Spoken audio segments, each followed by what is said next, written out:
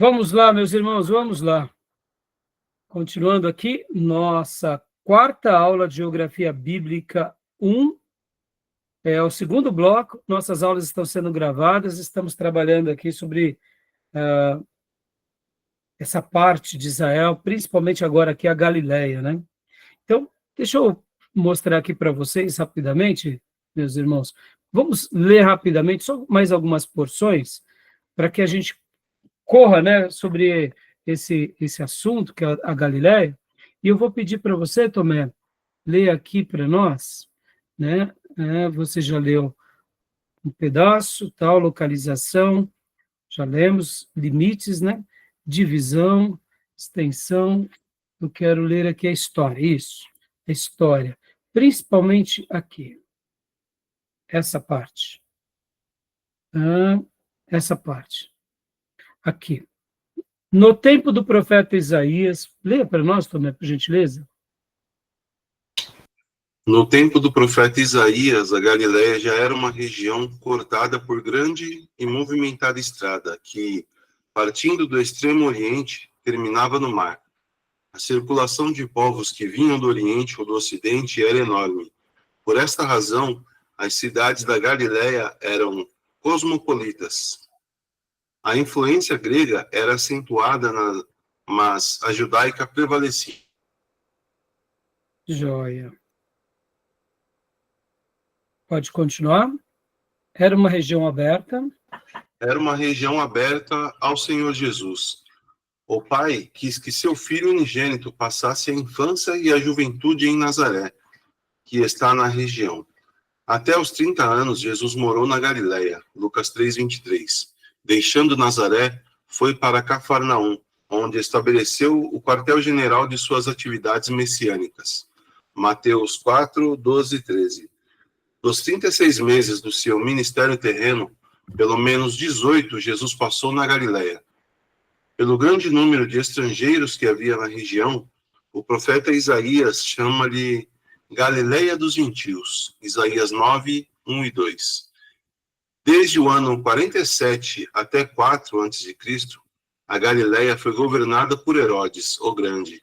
Com a morte do filho de Antipater, o tetrarca Herodes Antipas reinou na Galiléia, estendendo seu domínio até a Pérea. Ele reinou de 4 a.C. até 40 d.C. Foi substituído por Herodes Agripa I, que permaneceu no poder apenas 3 ou 4 anos, de 41 a 44 d.C., ou 44 a 53. 3 procuradores dirigiam a Galiléia, sendo nomeado cada um diretamente pelo imperador romano. São eles Cúspio, Fado, Tibério Alexandre e Ventídio Cumano, de 48 a 53 d.C. Depois do ano 53, até a queda de Jerusalém, Herodes Agripa II governou-a. Tá bom, até aí. Então, só fazendo uma breve recapitulação para a gente lembrar desses acontecimentos, irmãos, e lembrar um pouco da história, né? Então, Jesus, de fato, ele realmente cresce na região da Galileia. Por outro lado, ele vai para Cafarnaum. Então, só recapitulando, mostrando aqui os mapas para vocês.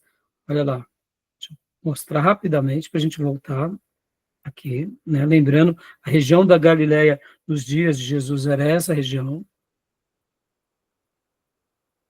Exatamente aqui. E Cafarnaum, ele está exatamente aqui. Inclusive, eu vou compartilhar aqui com vocês, aqui atualmente, né, pelo Google Earth. Olha só que legal. Vamos para Cafarnaum. Olha que legal. Essa é a região, né, que o nosso mestre se situou. E é chamado Mar da Galileia, mas na realidade, como sabemos, é um lago, né? A gente já vamos para as dimensões, tá bom? Podem ver que aqui é o Rio Jordão e os afluentes, né, que se unem ao Jordão. A gente tem o Ula aqui por cima, e outros rios também que desaguam na Galileia. Alguns vão chamar que o mar da Galileia, ele lembra uma cítara, e realmente ele acaba lembrando aquele instrumento de cordas que era parecido com uma harpa, que é a cítara, né? Interessante, né? Então é essa região, tá bom? Então, deixa eu só agora aqui voltar aqui para a leitura, que eu queria ler só mais esse texto, que eu acho que esse é o ponto alto da leitura do texto também. Continua para nós, por gentileza.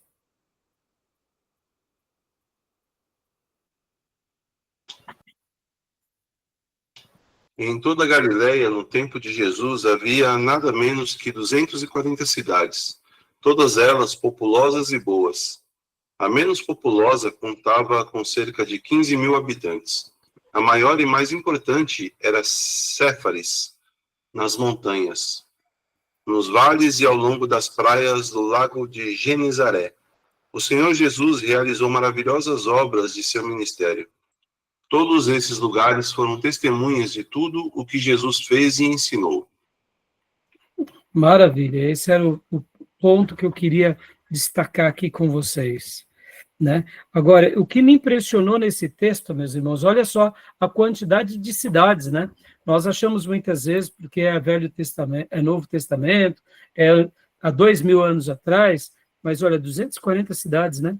Muitas bem populosas, e a menos populosa com 15 mil habitantes. Então dá para a gente ver a estratégia do Pai em realmente preparar naquele lugar que era um lugar de passagem, de peregrinação, de comércio, mas ao mesmo tempo ali não era a sede do rabinato, mas ali se tornou o QG principal do nosso amado mestre. Deixa eu compartilhar um outro mapa aqui com vocês, que eu achei muito legal, que é, olha só, esse mapa é muito interessante, mostrando as afluentes do Jordão. Olha só que legal. Quando cai na Galileia. Então, o Rio Jordão, né, vem as colinas de Golã, vem correndo, e aqui chega-se, né, no Rio Jordão. Interessante, né, irmãos? Muito legal, né? E eu quero mostrar agora para vocês um outro mapa. Vocês vão lembrar de uma história bíblica muito curiosa que acontece aqui.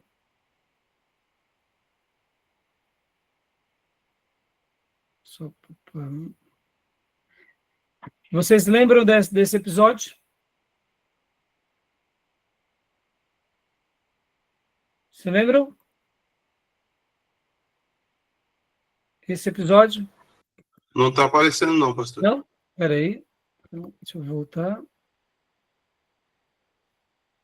Esse episódio aqui? Esse episódio?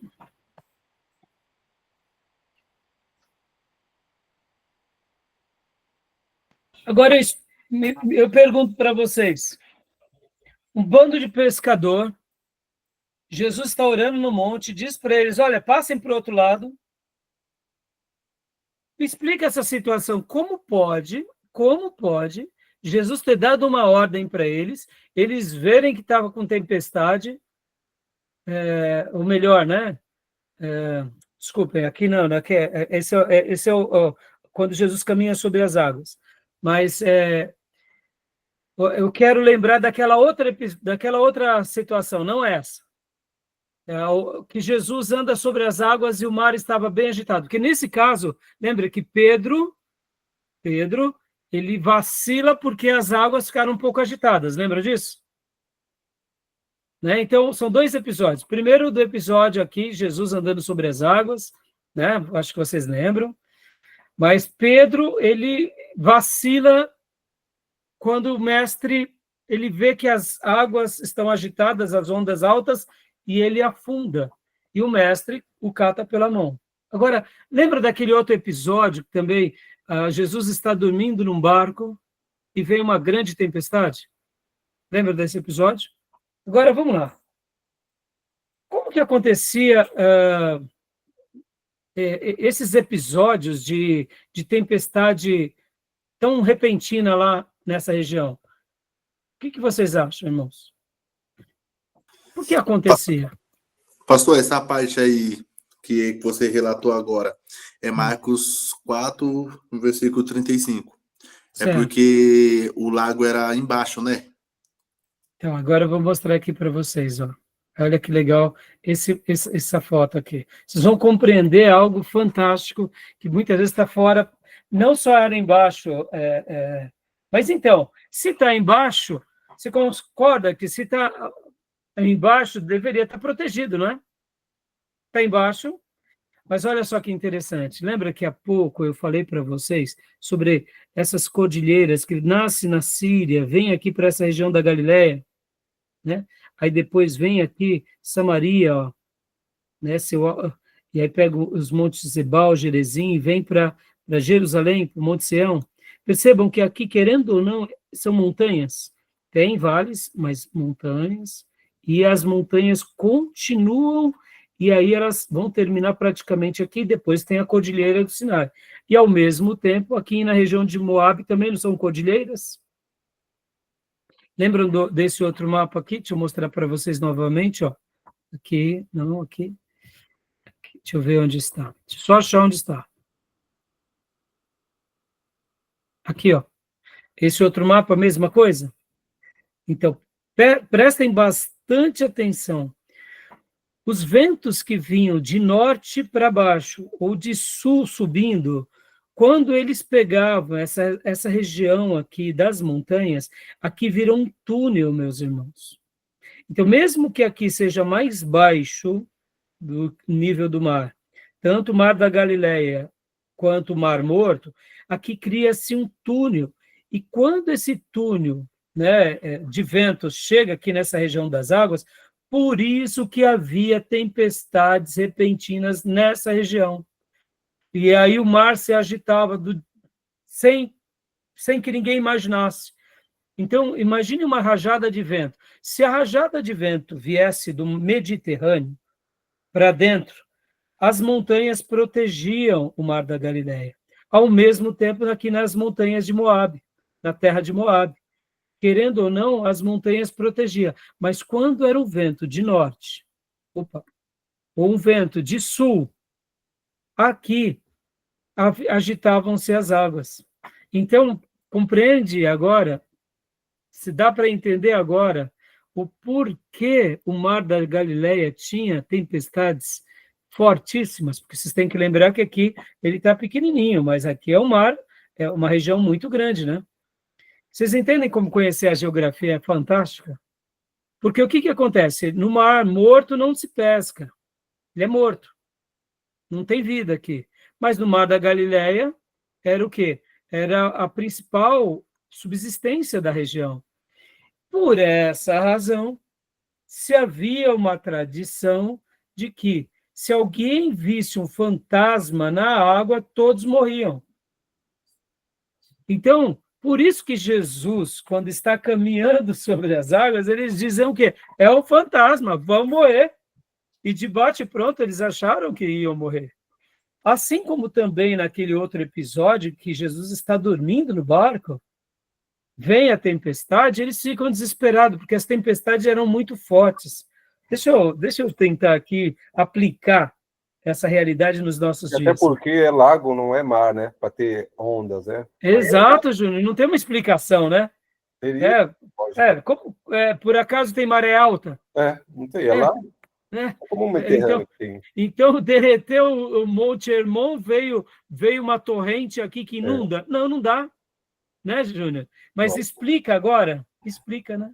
E também quebra alguns tabus, porque quando a gente pensa, né, exatamente, Júnior, ora, se ele está 200 metros abaixo do nível do mar, como que ele vai ter tempestade? Se não tem maré alta, mas tem vento. O vento, O vento. Olha só, eu estou aqui em Poá. A maioria dos irmãos estão aqui em Ferraz, o nosso irmão Diego está em Itaquá.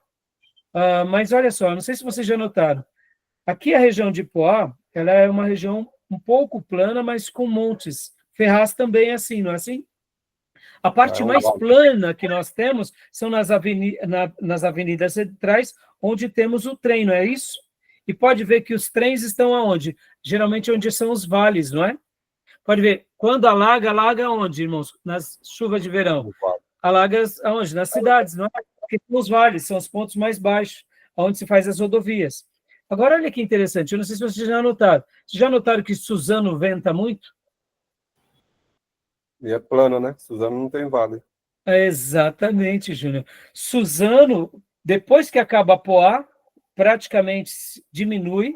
Temos uma região que é chamada Cinturão Verde, que é uma região de montes, mas nós temos uma área muito plana aqui em Suzano, que chega até, por exemplo, depois da empresa Papel e Celulose Suzano, aí a gente começa ali a região de Mogi, né? Ali começa alguns outros montes. Então, por isso, eu não sei se vocês notam, mas Suzano venta muito. Muitas vezes eu estou aqui em casa, vou caminhar no Max Pfeffer, chega lá, está um vento tão forte, e dependendo da época do ano, o vento vem de cada lado.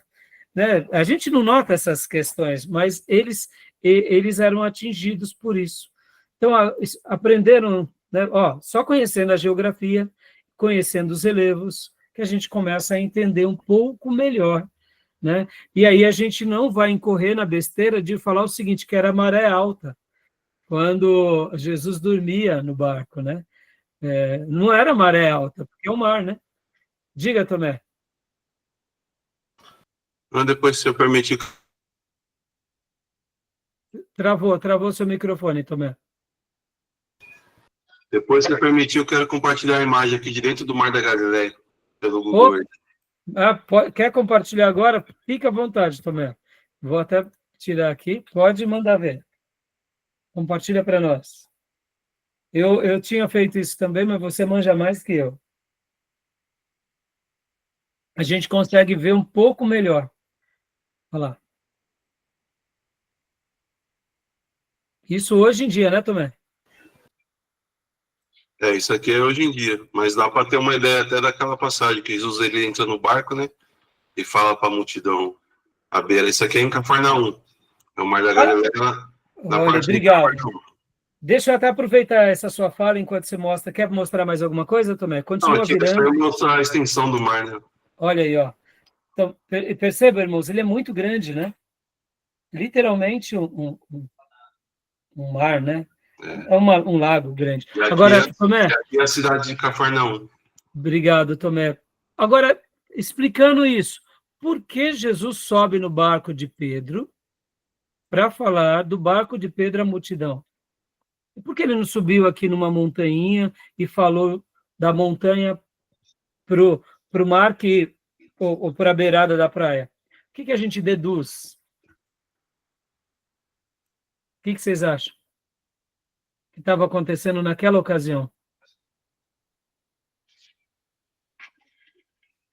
Além de ser um propósito de usar Pedro, né? Mas possivelmente também o vento devia estar soprando do mar para a terra. E quando você fala, quando o vento sopra, a sua voz ecoa. Os oradores antigos aproveitavam, eles viam o lado em que o vento estava soprando e falavam a favor do vento. Isso não era só algo que Jesus fazia, mas os apóstolos, e na história da igreja, inclusive. Os nossos grandes irmãos avivalistas, George Whitefield, o próprio John Wesley, eles geralmente se colocavam num lugar onde a voz dele ecoasse. Por exemplo, numa depressão qualquer, onde, por exemplo, imaginem um vale, e, de repente, nesse vale, a acústica do som ecoava. E, geralmente, eles usavam a voz sempre de uma forma onde o vento levasse a voz, nunca contra. Interessante, né, irmãos? Obrigado, viu, Tomé? Olha aí, ó, mostrando um pouco para nós, né? Joia. Compreenderam, então? Ficou claro agora a tempestade?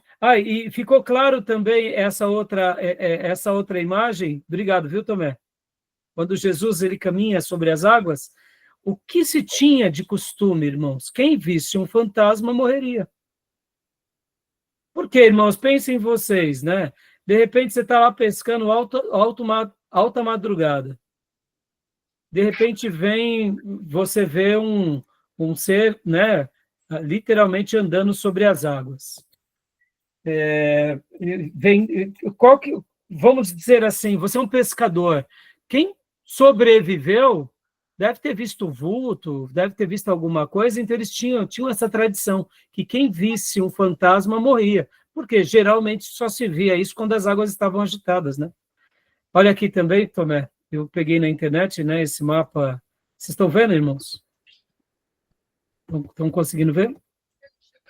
Não mudou, né? Tá a foto de Jesus ainda nas águas. Tá, agora. Mudou? Não. Isso, agora mudou, né? Aqui é o Mar da Galileia, né? Então, esse é um outro desenho também. Tá bom, meus irmãos? Então, vamos correr agora? Deixa eu pegar aqui. Deixa eu só pegar aqui. Eu queria mostrar também esse outro. Não estou conseguindo compartilhar como eu gostaria. Então, continuando aqui, irmãos, agora a gente vai rapidamente ver Samaria, tá bom? Samaria. Que é essa região, né? Leia para nós, Júnior. Eu queria que você lesse aqui essa parte. Samaria, por gentileza.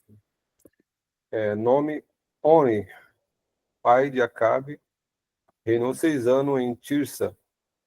Comprou de um cidadão chamado Semer um monte onde construiu uma linda cidade. Em honra ao antigo proprietário, Oni deu-lhe o nome de Samaria, ou Samaria, né? Que significa torre de vigia. Prossegue, né? Prossegue. Aqui, vou mudar para você. 4. Aqui, ó. No Antigo Testamento... No Antigo Testamento é citada mais de 100 vezes. No Novo Testamento, 10. 3 nos Evangelhos e 7 em Atos Apóstolos. Localização. Situa-se na região montanhosa ao centro de Israel, numa colina com pouco mais de 100 metros sobre o Mediterrâneo. Dá uma pausa agora, Júnior, por gentileza. Olha só que legal. Deixa eu mostrar esse mapa aqui para vocês, meus irmãos, dessa região de Samaria. Aqui. Esse mapa, vocês vão conseguir visualizar bem. Ó, aqui é praticamente o mesmo mapa anterior. Aquele mapa que nós olhamos anteriormente, lembra? Só que aqui, ó, o Monte Hermon, estão vendo? Então, como se fosse um corte na Terra, tá? 2.800 metros, aí vai caindo, desaguando, começa as águas do Rio Jordão, opa, chega no Rio Jordão, o Lago Ula, o Mar da Galileia, opa, peraí, aqui, ó, Monte Ebal e Monte Gerezim, então é essa região aqui, onde fica Samaria, né? Monte Tabor, Monte Giboa, aqui, ó, agora esse mapa é muito legal também, porque a gente consegue ver o outro lado, como se nós estivéssemos aqui na Transjordânia, né, irmãos? Aqui, ó, é o Mediterrâneo, tá? Estão conseguindo fazer a leitura? Está dando para enxergar? Legal, não? Esse monte, ó, aqui, ó, Monte Sião. Podem ver, irmãos, Monte Sião, Monte Moriá e Monte das Oliveiras. Então, quando você ia para Sião, de onde você estivesse, mesmo que você estivesse descendo da Síria, você descia todos os montes, pegava os vales e depois você tinha que subir a Sião. Mesmo que você estivesse lá, por exemplo, em Siquém, você tem que descer para subir para Sião. E quem estivesse aqui em Jericó, lembra? Jericó era aqui, ó. Aqui, ó, Jericó. Jericó, para você subir para Jerusalém, irmãos, daqui era muito alto. Claro que está em escala, tá? Legal essa foto, não? Tá bom? Então, só para vocês se situarem. Aqui seria olhando como se nós estivéssemos agora aqui no deserto do Sinai, tá? Como se nós estivéssemos no deserto do Sinai. Então, aqui, ó, Jericó, tem que subir até Jerusalém. Aqui, ó, Planalto Orientais da Transjordânia, aqui, Amã. Interessante, né? E aqui dá para a gente ver o nível do mar e o mar morto. Interessante, né, irmãos? Tá bom? Muito legal esses mapas, não? Esses mapas ilustram bem essa região. Então, vamos voltar para a nossa leitura. Querem fazer alguma pergunta, meus irmãos? Tranquilo?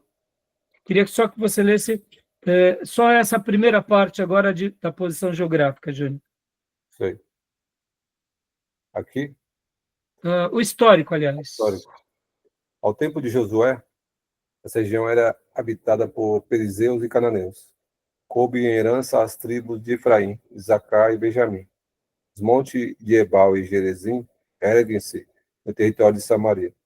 As bênçãos e as maldições foram proclamadas desses montes. Tá bom, até aí. Deixa eu só passar aqui para frente, um pouquinho. Aqui. Aqui. Aqui. Samaria, no Novo Testamento, Júnior, por gentileza. Samaria, no Novo Testamento, é hostil aos judeus. João 4:9. Tem um território independente e também um culto estranho ao povo de Israel, como Samaria, um estado nitidamente israelita, chegou a ser um país estrangeiro. Quando Sargão levou as 10 tribos para o cativeiro, deixou em Samaria um povo estrangeiro. Os novos habitantes de Samaria eram constituídos de uma mistura de gentes orientais, segundo a Reis 17:4. Não temia o Deus vivo e poderoso. Leões aparecem e devoraram alguns do povo. Desculpa, Júnior. Sem querer, eu... Deixa eu ver. Desculpe. Aqui é aquela história, deixa eu até parar aqui, desculpem, viu, meus irmãos, sem querer eu cliquei aqui, estava abrindo outro mapa. Aqui é aquela história do cativeiro assírio, tá bom? Uhum. Cativeiro assírio. Então, deixa eu só voltar aqui, abrir. Reino do Então, Norte. Isso, exatamente. É a história do cativeiro assírio que vocês conhecem, né? E é onde há mistura. Uhum. Então, deixa eu só voltar para lá. Povos vizinhos, as 12 tribos aqui. Então, rapidamente aqui. Bom, agora então, alguma dúvida sobre Samaria, meus irmãos? Não, né? Tranquilo? Agora vamos falar um pouco sobre a outra região, que é a Judéia. A Judéia, tá? Falamos já da Galileia, falamos da Samaria, e vamos falar da Judéia. Eu vou pular muitas porções do livro aqui, porque, como vocês sabem, agora, o livro-texto, ele vai dar destaque, principalmente, irmãos, para informações, eu diria, técnicas, né? De dimensão, capital, território. Então, eu estou pulando tudo isso porque depois vocês aprendam na leitura, tá bom? Voltando aqui, pode ler para nós, Júnior. Judéia. A Judéia.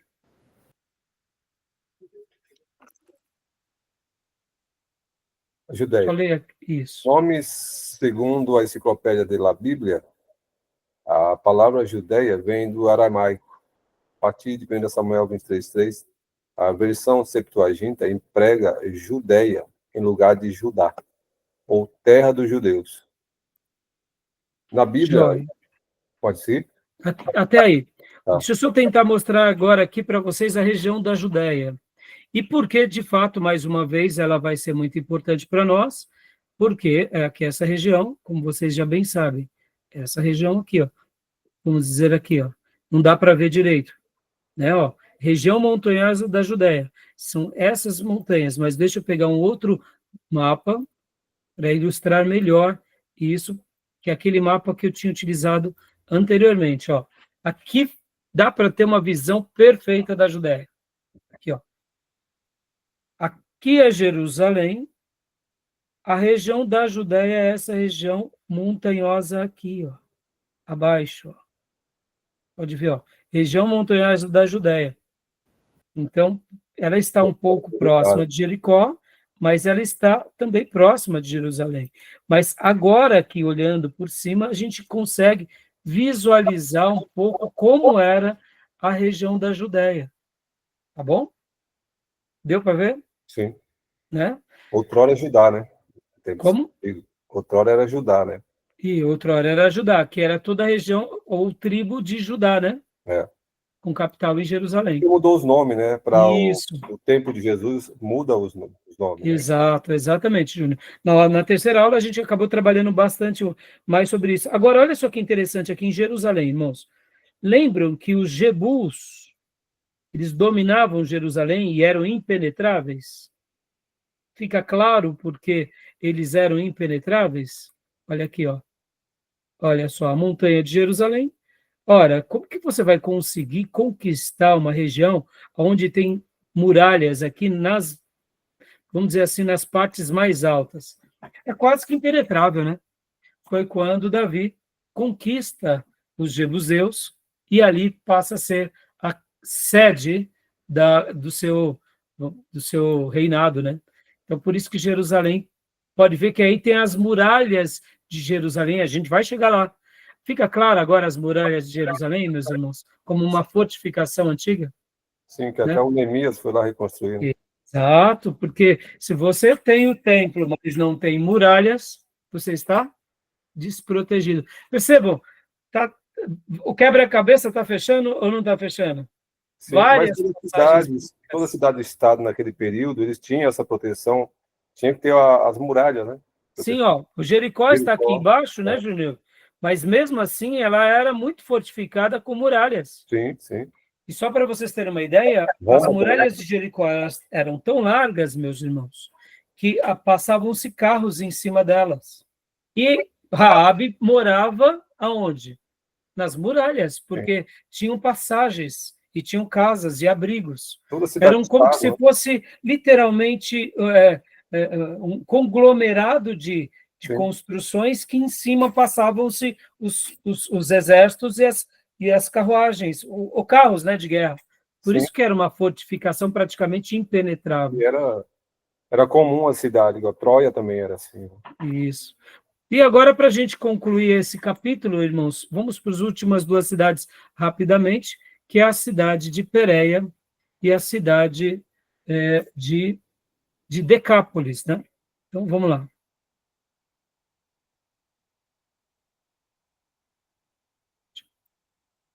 Então, Felipe Reis, leia para nós aqui, meu irmão. Decápolis. Leia para nós, irmãozão. Decápolis. Nome. Etimologicamente, Decápolis. Vem de duas palavras gregas. Deca, 10, e polis, cidades. Ou então, região das 10 cidades. Na Bíblia, aparece apenas no Novo Testamento, e só 3 vezes, sempre ligado ao ministério terreno de Jesus. Mateus 4:25, Marcos 5:20 e 7:31. Distrito que começava na planície de Esdraelon e se abria avançando para o Vale do Jordão e ocupando o leste desse rio.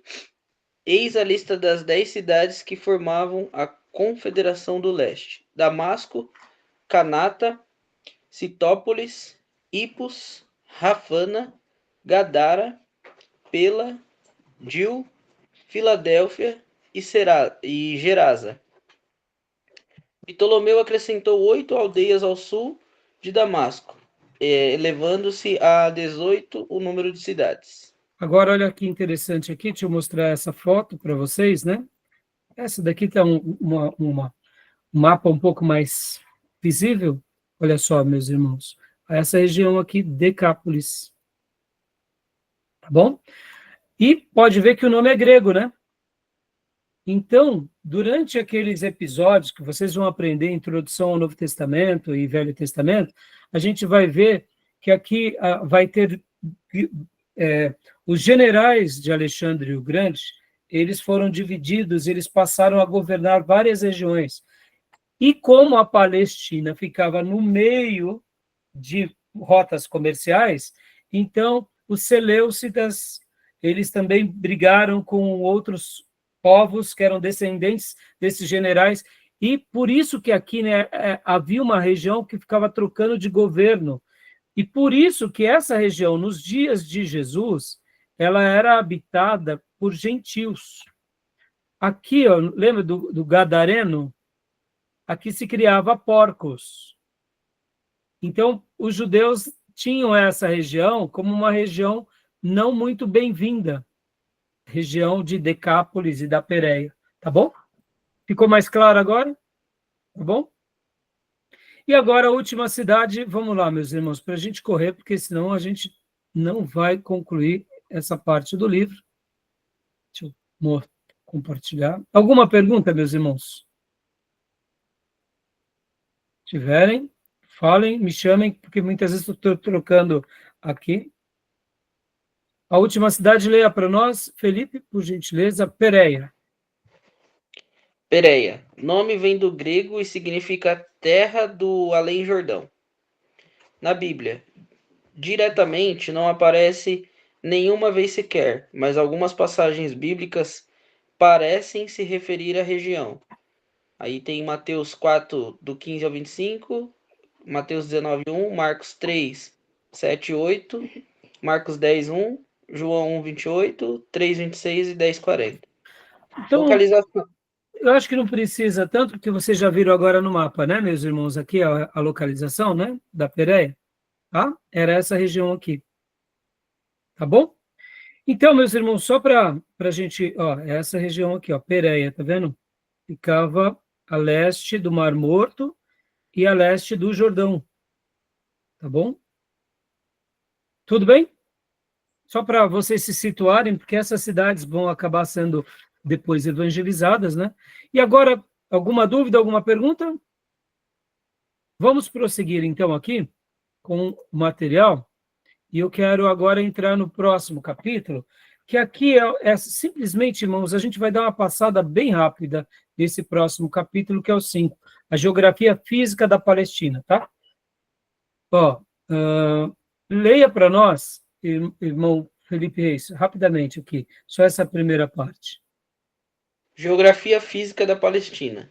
Certo dia, o Senhor Deus deu a seguinte ordem a Abraão: levanta-te, percorre essa terra no seu comprimento e na sua largura, porque eu te darei. Gênesis 13, 17.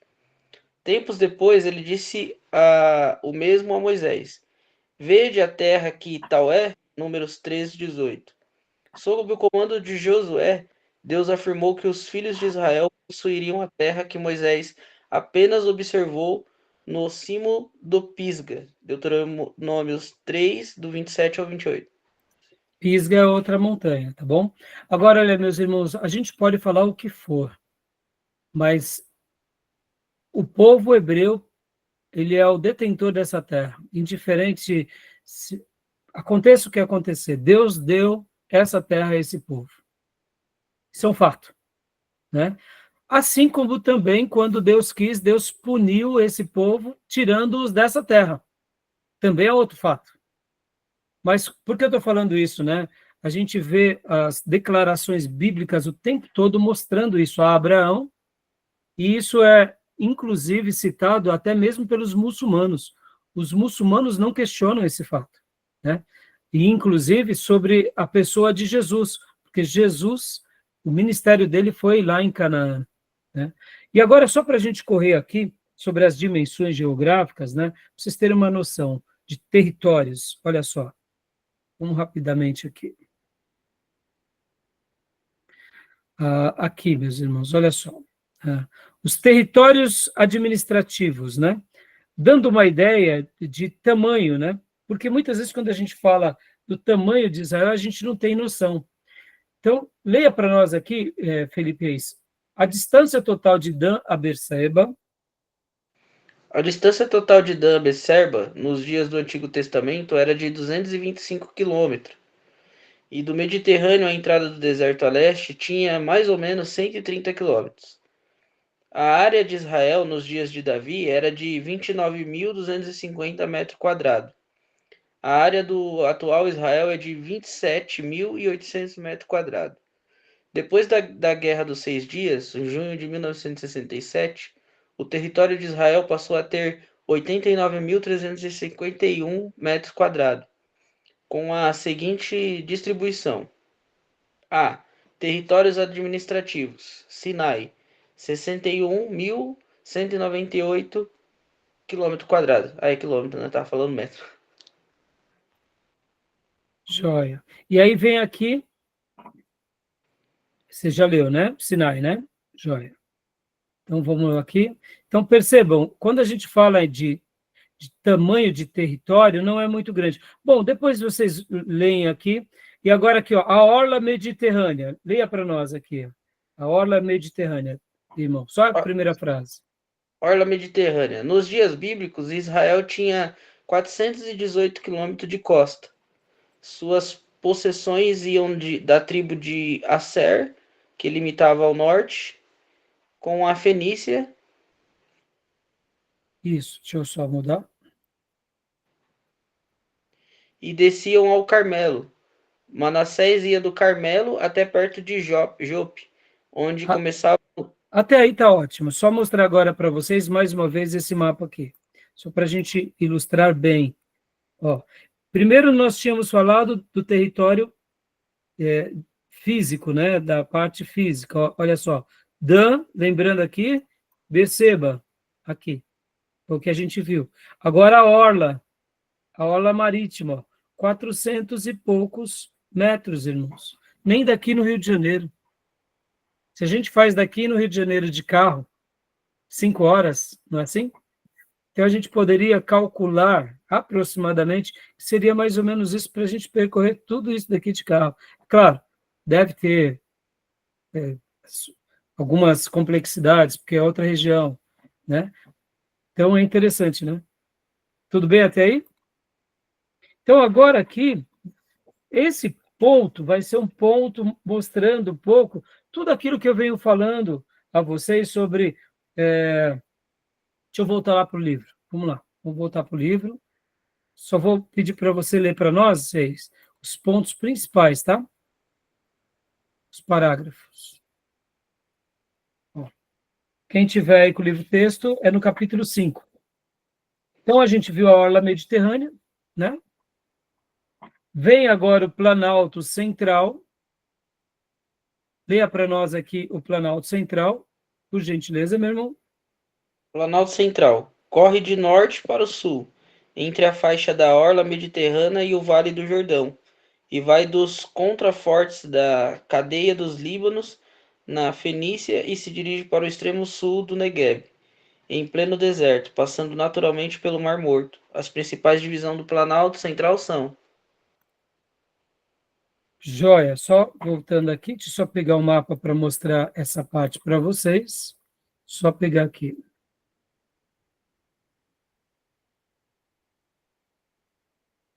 Só abrir aqui. Pronto, deixa eu só voltar.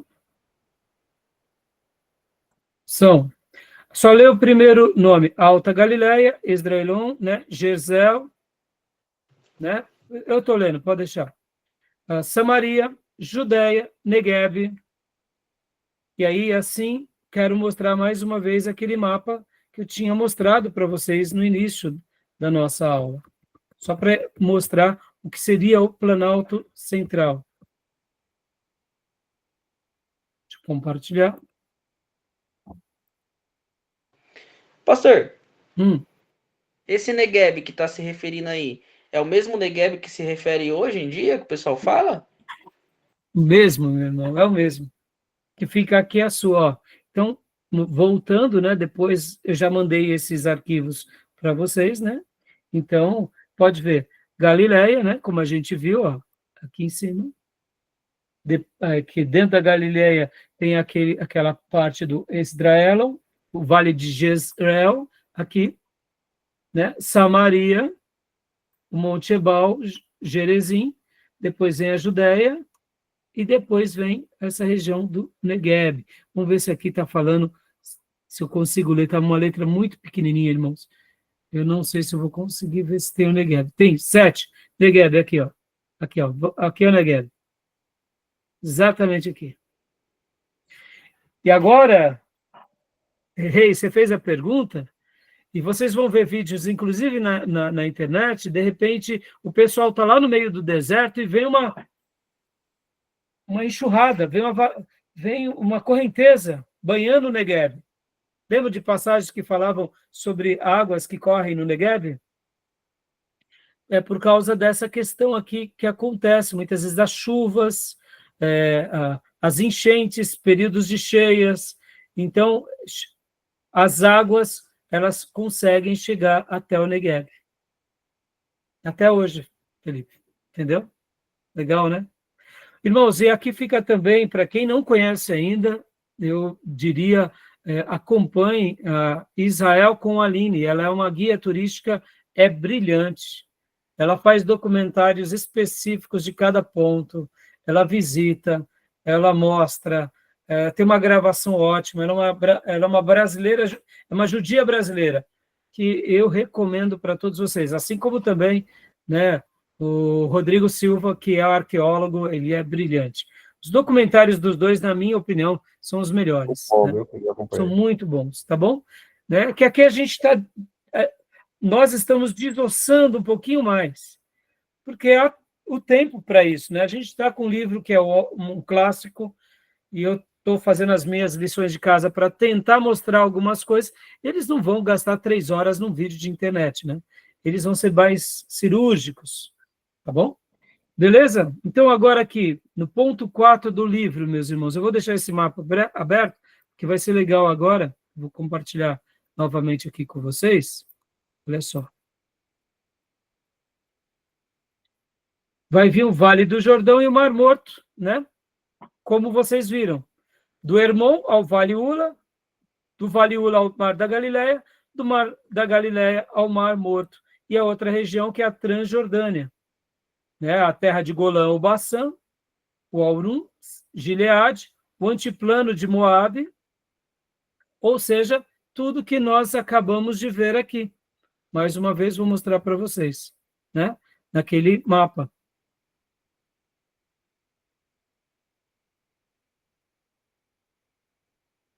Toda essa região, né? Aqui, o altiplano, a terra de Gileade, né? Como eu mencionei há pouco no livro, né? Que é essa terra de Golã, ou Baçã, Gileade e o antiplano de Moabe. Tá bom, meus irmãos? E agora a gente caiu na parte 5, na hidrografia. Aqui que eu estava querendo chegar. Tudo bem até aí, meus irmãos? Está dando vontade de visitar essa região ou não? Essa região, irmãos, quando a gente pega aqui, por exemplo, o Tomé, talvez, que vai poder me ajudar, viu, Tomé? Vou mudar aqui o mapa, viu, Tomé? Vou pôr agora aqui o mapa do Google Earth. Olha lá. Por exemplo, ó, vamos pegar aqui, por exemplo, o altiplano de Moabe. O que acontece? Que hoje, por exemplo, percebam, não é a mesma coisa, porque...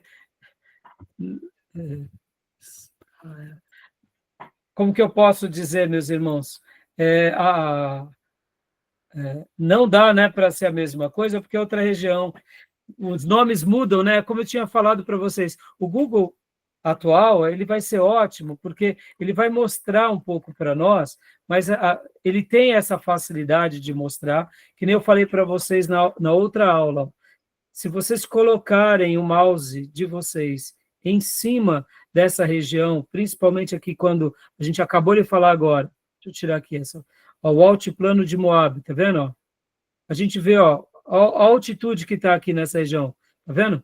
A gente consegue ver a altitude, tá vendo? 400 metros acima do nível do mar, 800 metros acima do nível do mar, 900 metros acima do nível do mar, tá vendo? Essa região. Né? Aqui já seria onde é Gileade, né? Já é mais baixo, tá bom? Só que o Google Earth não vai ter essas fotos mais precisas, né? Porque é o mapa atual. Talvez o Tomé nos ajude depois, nas horas extras aulas, fazendo algumas demonstrações mais efetivas. Tá bom, Tomé? Se você puder depois, fica à vontade aí, porque você que me ajudou bastante aí com relação a tudo isso. Então, irmãos, agora vamos lá para o outro ponto que eu queria chegar, que é a região, ou melhor, que é o capítulo 5. Vamos lá para o capítulo 5, que é a hidrografia da Palestina. A hidrografia da Palestina, né? E aqui, o mar Mediterrâneo, como a gente vem mostrando para vocês, né? Vamos ler esse parágrafo aqui, que vale a pena. Leia para nós, Tomé, por gentileza. O sistema hidrográfico de Israel é dos mais pobres do mundo, desde os tempos patriarcais. A terra luta com escassez de chuvas. Gênesis 12, 10, 41, versículo de 54 e 57, Ruth 1, 2 Samuel 21 e Atos 11, 28. Pode haver anos sem chuva. Ainda hoje, água é problema da região. Isso, naturalmente, com a exceção da orla marítima, onde chove com mais frequência. Além do rio principal de Israel, o Jordão, conta com lagos e alguns riachos. A maior parte deles intermitentes. O Mar da Galileia está na parte norte, cujas águas são excelentes e garantem uma irrigação perfeita na região, por meio de canais, chegando até o Negueb. Também a leste do Jordão, com exceção do sul, que é deserto, o problema de água não existe. Apesar dessa deficiência, Israel foi conhecido como a terra que mana leite e mel.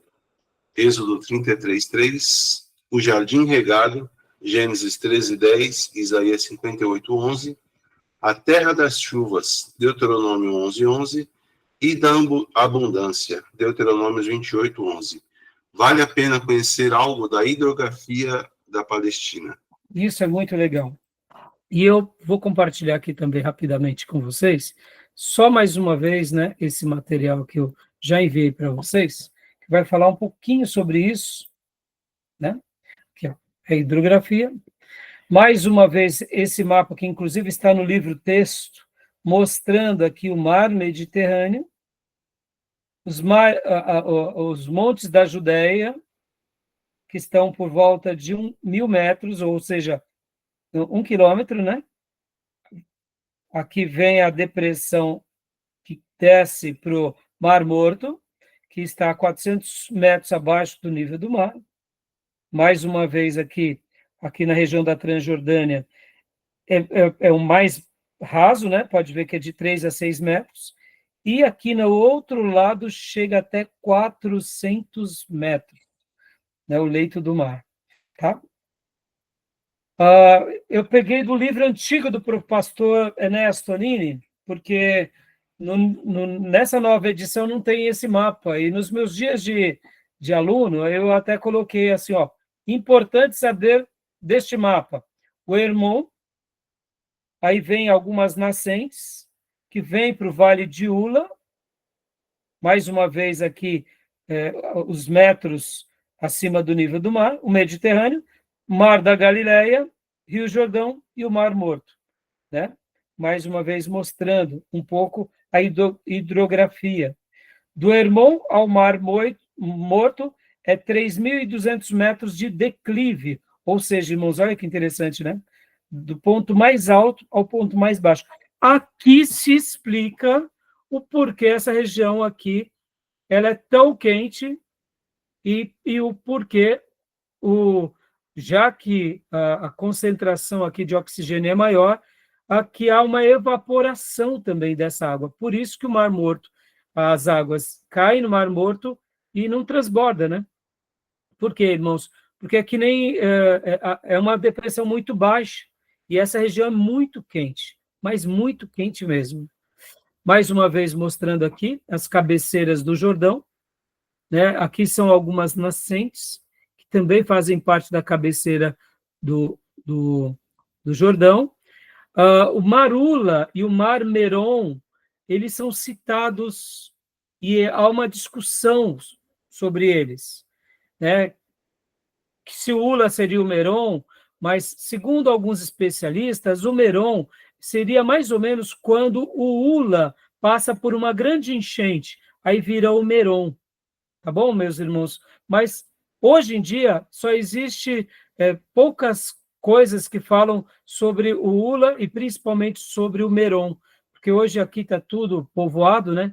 Então, mas segundo alguns escritores, o Meron seria o Ula, ou seria o Ula no período de cheia, tá bom?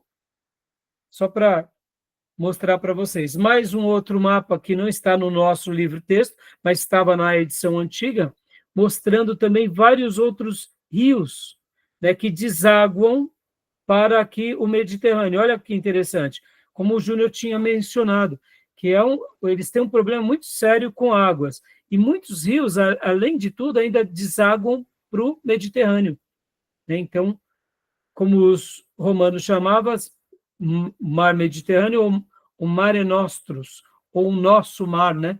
Porque vocês vão se lembrar que nos dias do Império Romano, eles dominavam sobre todas as cidades que margeavam o mar Mediterrâneo, por isso que era chamado Mare Nostrum, ou seja, o nosso mar, né? E quem domina os mares, vocês já sabem, eles têm vantagem, né? E aqui são vários outros rios, né?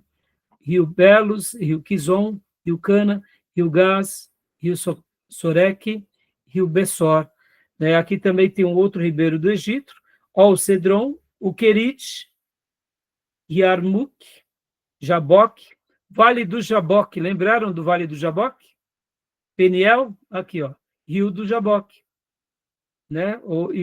Temos esses outros rios também que desaguam aonde no Mar Morto, assim como o Cedron, tá bom? De lagos temos o Lago do Meron, o Mar da Galileia e o Mar Morto, né? E aqui é uma foto que eu peguei no Wikipedia que eu achei muito legal. Eu não sei se vocês conseguem visualizar, mas dando uma visão panorâmica do Mar da Galileia, tá? E aqui é mais uma vez a foto do Mar da Galileia. E aqui, como eu tinha dito, o Mar da Galileia olhado pelo Google Earth, hoje lembrando a Cítara, tá bom? E aqui, esse mapa também mostra um pouco dos mapas dos vales e dos planaltos.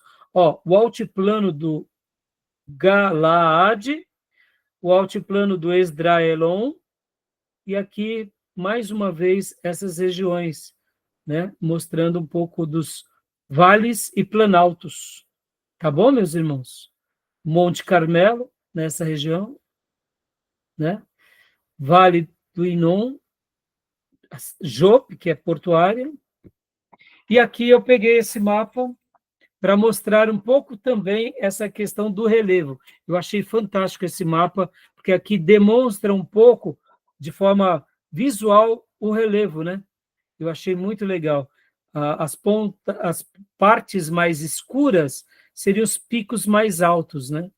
A parte mais esverdeada seriam os vales ou as regiões mais baixas que chegam perto do nível do mar. Pode ver que é nas regiões costeiras.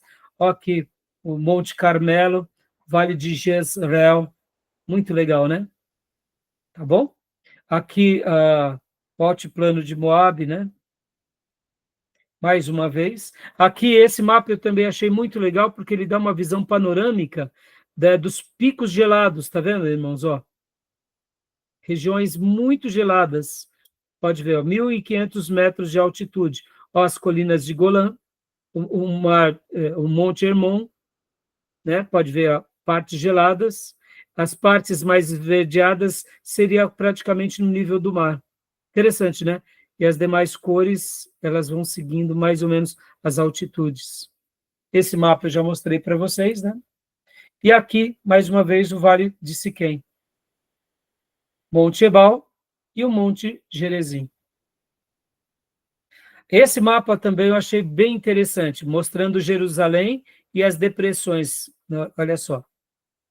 Dando a mesma ideia, né? O Monte Nebo, a altitude dele, o Rio Jordão, o Mar Morto, Jerusalém e as suas altitudes. Tá bom? E eu achei interessante essa citação aqui, ó. A distância de Jericó para Jerusalém não é longe, é 24 quilômetros. Ou seja, você está aqui em Jerusalém, você está aqui, vem para Jericó, 24 quilômetros, ou 15 milhas.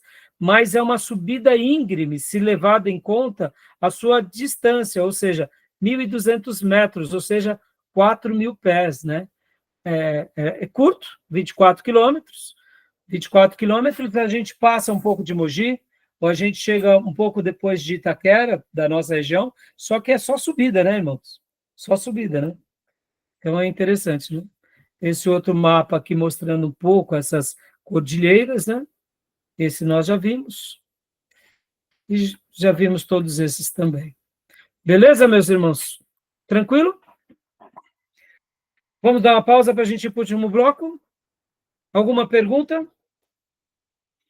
Agora, na parte da hidrografia, fica um pouco mais adocicado, porque a gente lembra de várias histórias, né? Várias histórias. E histórias muito lindas, tá bom? A gente vai dar uma passada nessa parte, rapidamente, para a gente concluir, tá bom? Então, eu vou parar a gravação, e aí a gente volta em instantes. Tem alguma pergunta, algum comentário? Não? Então, vou dar uma pausa.